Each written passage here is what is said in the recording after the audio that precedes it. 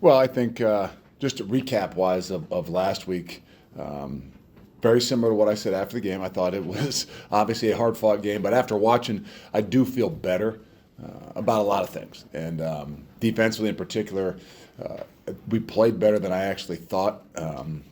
One series in the start of the second half was probably the one thing that jumps out, and then offensive, just efficiency. I think very efficient. Created some big plays in the first half. Second half, I don't know. We weren't quite as efficient. We didn't create some big plays. I'm not saying we changed modes a little bit, but there were a lot of really good things to grow upon. And then actually, the last 6 minutes of the game got a lot of those other guys in the ball game, even though it was still a ball game. But you got those young freshman running backs, got some of those young offensive linemen in the game to take some really good reps in some situations where we still needed to move the ball and get some first downs and continue to run the clock. So as we move past that, we all know it's a big week, and this is something that was told to me, I think, the day after I took the job. Not that I was looking at that in particular as the whole thing happened, but over a year and a half ago, this was something that was brought up, and not something I spent a whole lot of time thinking about until now. And so this is a great opportunity, and I think our guys are extremely excited. As we went into fall camp, these were the things that were in front of us, and we knew that. This is, kind of the start. Not that the first two games weren't the start of the season, but we knew that this was going to be the opportunity and the point in time when we really, really get to see where we are and who we are. And so that challenge is in front of us, and I think we're really excited about it. Questions? Mark, go ahead, first. Luke, you kind of talked about the players and this being a special week. Some coaches have the philosophy of, hey, every game's the same. Do you like the idea that your guys feel like, hey, this is a unique type of special? No, I mean, us as coaches like to try to say, hey, it was a routine. We do everything the same way no matter what it is, the faceless, nameless opponent. The realities of those things is probably not true. Some of us can hide our heads and live under a rock like I do, but our guys understand. Our guys are much more aware. And so this was something that had been talked about since spring football, and not by me. I'm not like standing up there and say, hey, this is Alabama week in spring ball, and we're going to do this. And we work on the rivalry weeks. We talk about the teams that we play historically. We don't talk about some of these games, but our guys are all aware of it. So for them, it's been something that, just like me, it's been in the back of their heads, probably a little bit closer to the front of their heads too often. But it's something where I think they really do understand. Like, this is what makes college football, right? There's two things. College football is great, but rivalries and games like this is what really kind of separates college football from everything else. Luke, you talked about the efficiency of the offense. In the red zone in particular, the passing game just hasn't quite clicked. As you look through, I know every play is its own situation, but has there been a through line or something you can identify? Like there's twofold. I mean, I think that negative yardage plays in the red zone are really they're a lot bigger than they are out in the middle of the field, and then the ability to kind of say let it rip and be a little bit more aggressive. And so there's a balance there. But I do think Tyler, in some of those situations, there's some things where as we go back and watch that we can be more aggressive on. But I think so those twofold, being more aggressive, and then obviously you got to avoid the negative yardage plays. Everybody knows things get tighter down there. Things get, every inch is that much more difficult offensively, and defensively we know the same thing. So I think all in all, the efficiency, red zone in particular in the second half, but I think it has a little bit more just with our aggressive nature. It's been not to say a concern, but we've been trying to say, hey, be smart with the football, in particular in the red zone. We had some errant, maybe ones in the first week that, you'd like to have back. They weren't touchdowns, but they were shots that you said, oh, that's probably not the time to be aggressive. And so we got to find that balance. Tyler's got to find that balance, but he's got to trust in himself and his ability to, there's going to be smaller windows. So, Luke, former assistant yours, is on the Alabama staff now with Colin. Is it, when it comes to preparation, are you worried just because he knows the defense schematically, or no one going up against the offense too? No, I mean, we all, sometimes too much, right? I mean, I think that there's a lot of things that they're doing defensively that look similar to some of the things that, I would probably recognize. But there's still, you can think too much. We've changed a bit defensively in some ways. Obviously, as Alex Grinch has come in, we've had some new set of eyes, and in year 2 found the things that we think we do better with the type of guys that we have. But there's a knowledge on both sides. I think there's a knowledge that he has of playing against the offense every day. But I don't think there's something that's extreme. It's not like, hey, they're going to know every signal. They're going to know everything. We're going to have to go silent. We're going to have to go like. If they worry too much about those things, just like the reverse, if I, watch the defense and say, okay, I think I know exactly what they're doing, then sometimes you spend too much time instead of, really focus on the things that you need to be able to do to be successful and to win a football game. So it's the same. There's some balance to that, but I don't think that there's something that's underlining that's going to have a greater impact on the game than the normal.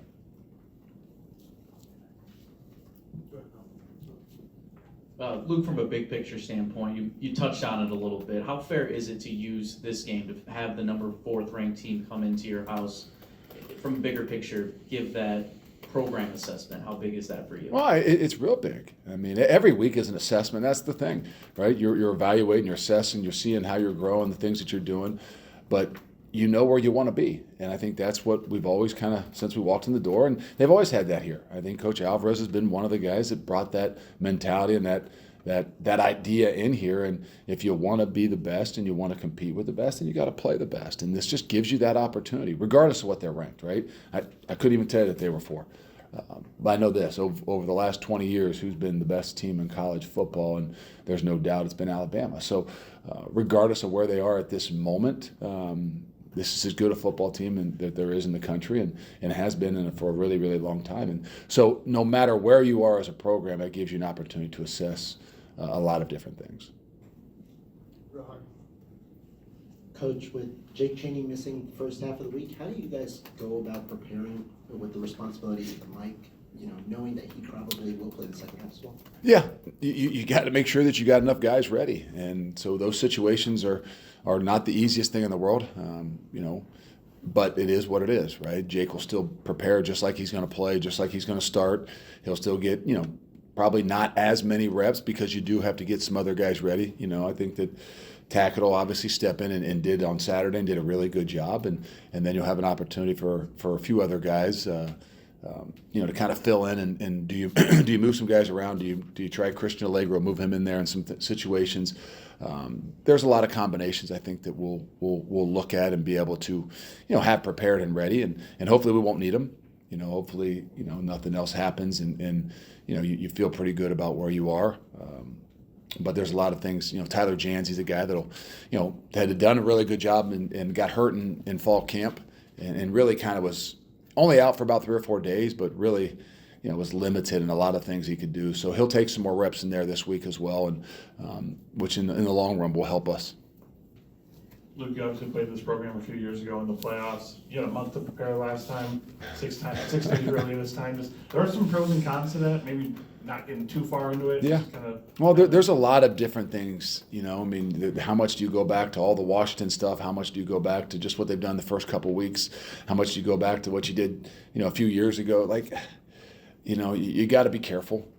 You still got to figure out what it is that you believe your players and your program can handle, and that's what you got to be able to go with. So we do have to find that balance, and that's the challenge to the coaches more than anything, right? We talked about it with somebody that has some idea of who you are and what you've done.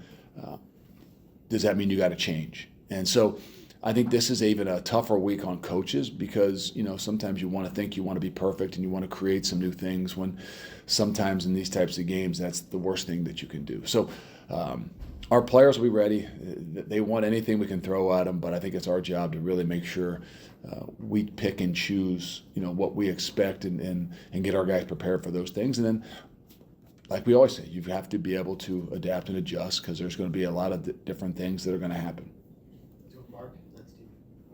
With your outside linebacker group, has that group been maybe as disruptive as you would like, and what stands out? Yeah, I think statistically, no, you haven't seen the production probably from that group, but that's where sometimes you can get, a little bit frustrated. Guys can start to, get into their own heads a little bit. I would say as we went through the spring football and through fall camp, that was a big area where I thought we were a lot different than we were last year. And in the, you might not have noticed that on the Saturdays. And a little bit of that is what we've seen in some situations. They've, in week one with a lot of the two tight end stuff, a lot of the, stretches and things that stayed inside. And then even this past week with, the multiplicity of, 12 personnel and 21 personnel, it didn't give those edge guys probably as many opportunities to create some havoc. But it's hard. It's hard on them too. But that's where you got to kind of stand the test of time, and you got to continue to grow. And there'll be plenty more opportunities this week for guys like that. But now it's even more critical that they really are sound in what they're doing, because this is a crew that if you give them an inch, if you give the quarterback a sliver, I mean, 6, 8, 10 yards or not 6, 8, 10 yards like they are normally. He can take it the distance. So it's one of those things where we're right at that position, right? Those guys want to create more. They want to have more production. They want to make some big plays when sometimes, and these are the situations where, guys, you can't be thinking about the big plays. You got to be thinking about the real consistent, sound things, because if you get out of place on a team like this, and in particular a quarterback like this, there's some really bad things that can happen. Steve. You had spoken after Saturday's game about how you would prefer that players not get ejected for targeting penalties. Not sure we want to go down this one, but go ahead. Just what's the pushback you've gotten when you've made that? So I don't push a whole. Optimism of that. I don't push a whole lot. I'm not on the rules committee. I'm not. If I spend a whole lot of my time, like I've said before, on the rules committees and different things like that, there's so much changing within our programs. We got to really rely upon the people that are, that's their job. Whether it's the head of the officials or whatever that is, we need to rely upon them to kind of recognize the things that we're doing, and we want to take care of student athletes, and so that's a little bit more on them. In the off season you'll bring it up, but I'm not going to spend a few days down there trying to change the world when everything within your own program's constantly changing.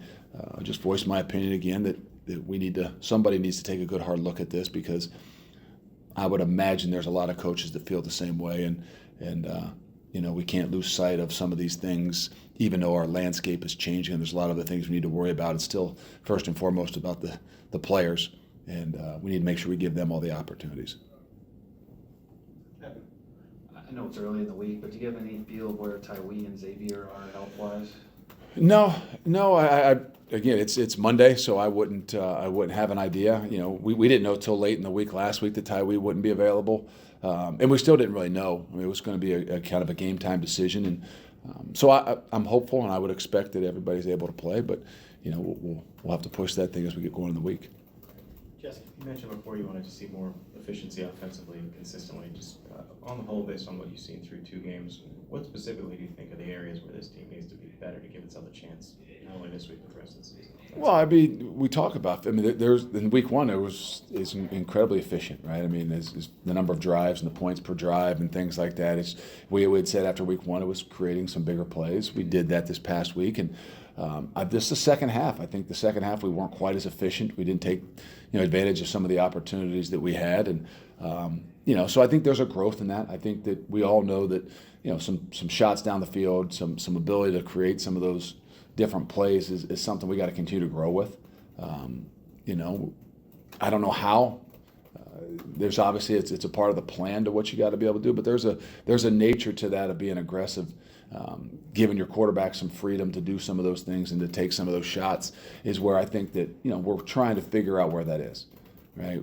We have the utmost confidence in Tyler Van Dyke and his ability to make good decisions, and we've talked about that with the red zone stuff, but we also got to do a little bit better job of giving him some opportunities to take some of those shots down the field that might not be as efficient, right? You got to balance there by saying, hey, how do you become more efficient? Well, becoming more efficient isn't chucking the ball down the field always, right?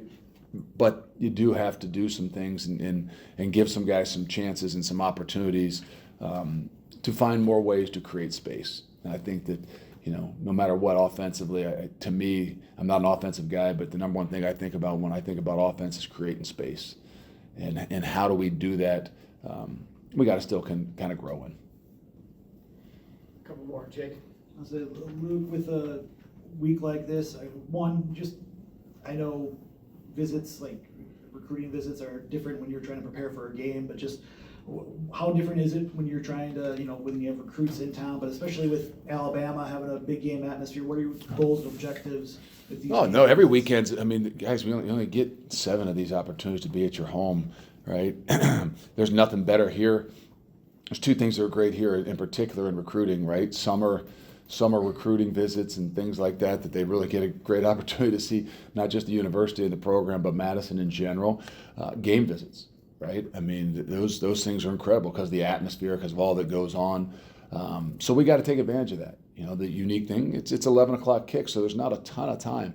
Those ones that are the night kicks or even the later in the day kicks where you can spend some more time with those guys. So it doesn't give you as much time, but it's still as impactful and it's still as important. And we'll do a great job with that. But the number one thing you can do a great job with is playing really well and create an environment in that stadium that they want to be a part of. Look, offensively, I know a goal of yours is to play fast and to put that pressure on the defense. Seems like this year you guys are rotating personnel groupings a little bit more, getting some 12 different Yeah. looks. That slows it down a little bit because that creates that substitution. How do you balance that? Like wanting to get guys in the field around in the game and then making the that is. You got to pick and choose. You got to pick and choose your times when it's more efficient to go faster and more efficient to slow things down. And in the first 2 weeks, we definitely had a plan to say, look, we want to be in some more 12 personnel. We want to get a little bit bigger. We want to establish some things. Not that we didn't want to go fast, not that we didn't want to tempo things, not that we didn't want to take shots down the field, but there was a definite emphasis on, hey, how do we make sure that late in the year that we've got the tools that we need. We're prepared for that, whether that's 2 tight ends, whether that's slowing things down, whether that's being extra physical. That's a part of that efficiency of what we're doing. So, this is the time when we say, okay, now we got to make sure that we put our best 11 out there and we give ourselves the greatest opportunity, not only to be efficient, to move the football offensively, but also to create some explosive plays. Zach. Luke, I don't think you guys have been tested too far downfield defensively yet this year. Jalen Milroe obviously is probably going to take a number of shots. How do you feel going into this one with even though you guys haven't been tested? No, that's one of those things again, right? I mean, like the uniqueness of the first 2 weeks. Not that we didn't think people were going to take shots, but the type of games that they were more methodical. They were underneath stuff, run the football. We're definitely going to see it all, and I feel good. I mean, to be honest, we did a lot of that in the spring. We did a lot of that in fall camp in particular, saying, okay, we want offensively to take shots. We're going to script some of these things and make sure our guys are being challenged in ways. But, it's harder when all of a sudden Saturdays come, right? Because that's when it's really what it's all about. So we'll find out. We feel really good. We've done a better job, I think, at being able to mix some things up than to just always consistently putting our guys on islands. When they know exactly what it is that they're getting and when they can take those shots, it does make it a little bit more difficult. But their challenges are going to be out there, and that is one of them that maybe we haven't had a ton of, but there's a lot of others as well. Last 2. Coach Elijah Hills, he's a guy who's cracked the rotation and played a good amount in week 2. Did you expect him to come along and play as well as he has in the first 2 weeks? You never quite know. I mean, some of these guys that are transfers, that's the little bit of the difference of where college ball is right now. Even a guy that has come from someplace else, so you call it a bigger place, right? That walks into your place, Tyler Van Dyke. You kind of have an expectation because you've seen him play at the highest level. And then some of the guys like Elijah that walk in here and you're not positive, okay, what level was he playing? How is he going to translate into what he's doing? But it's nice when you have spring. It's nice when you have fall camp and you see those guys. And he was able to do it against our guys. He was able to show some things. Yeah, obviously in week 1 he didn't play a ton. Week 2 he gained a lot more opportunities because of the way he actually performed in week 1. And he's a guy I continue to see us growing with, right? I mean, the situation with having James or of losing James has given other guys a lot more opportunities. Elijah is one of them. Elijah is a guy that probably has taken advantage of that opportunity better than anybody else. And he'll continue to have those opportunities. And to be honest, he's done a really good job for us. Last one. Alabama's offensive line came into the season really highly regarded, seemed to have some issues against South Florida. Just what have you kind of seen when you look at their offensive line? I think they're still young and trying to figure out the best combination themselves. You know, obviously the Proctor kid didn't play in week 1 and didn't play in week 2.